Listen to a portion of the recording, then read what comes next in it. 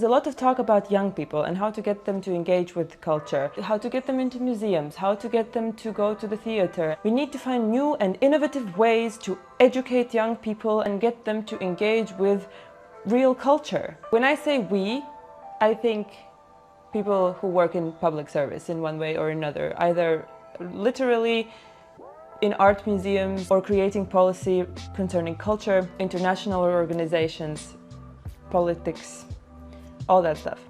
I'm sure we all know that if we promote one thing or certain types of culture as valuable, we are excluding others. But sometimes we are not that subtle about things that we find not worth promotion. I've never heard anybody say, young people are not on TikTok enough. Young people are not watching reality TV enough. And yet we search for a way to get to the young people, to understand what they are watching, as if the data were not available to us. I've always defended trash culture. When I was 14, I loved Buffy the Vampire Slayer, although my dad said that it's trash. Silly girl fighting monsters, they're not even realistic, blah. But it was really, really profound for me. And when I went to university to study film, I discovered that there's a whole academic branch and some people have dedicated their whole lives to studying the depth and the impact of that TV show.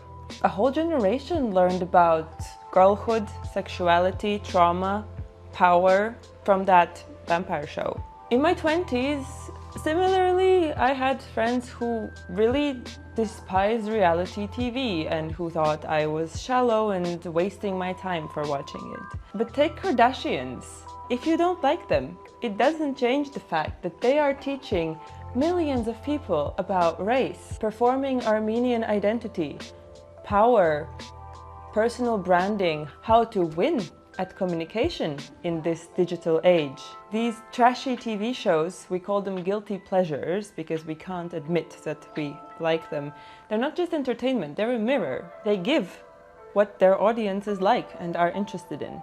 People who watch them are not stupid. Now I'm in my 30s and working in communication and fighting for the right to use social media culture in the way that serious organizations communicate. Let me make a defense of thirst traps. For those of you who don't know, thirst traps are videos designed to evoke desire. Sometimes it's very hot, girls and guys looking at the camera to nice music like they want you. But sometimes it's highly edited videos of politicians or celebrities showing them in their best light. There's a variation called badass edits, which are more focusing on power rather than sex appeal, but perhaps it would be best if I just showed you. But they've never succeeded because we do not scare easily. We never bow. We never bend. We never break when confronted with crisis. We are America, second to none.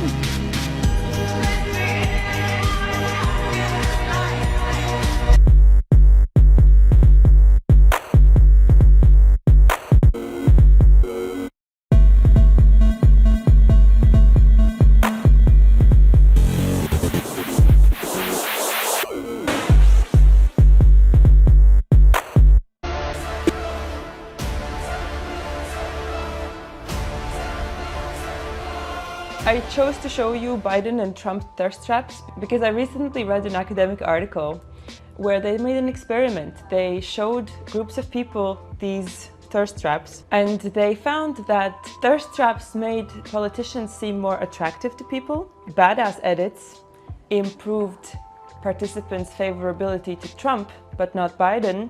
I wonder why.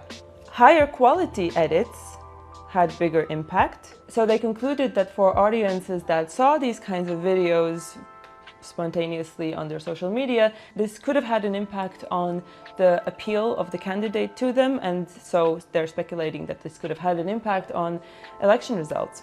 But the best part is that none of these videos were campaign materials that were paid for by these political candidates. These are fan edits. This is user-generated spontaneous content. Look at how many likes these two videos that I showed you had. Mass media. This is political fandom. And this is not new. I know from research I did in my teens that already back then thirst traps of Harry Potter characters existed. It's just that now there's much more of them. And internet culture has given them a name, which is thirst traps. If we wanted to, we could also study them from a film perspective. What effect it had on people, how it was edited. What is it about the frames that were chosen, the sequences of images that were chosen? What does it say about desire? Is this how they want to be perceived, or is this a subversion of their image? I find thirst traps fascinating.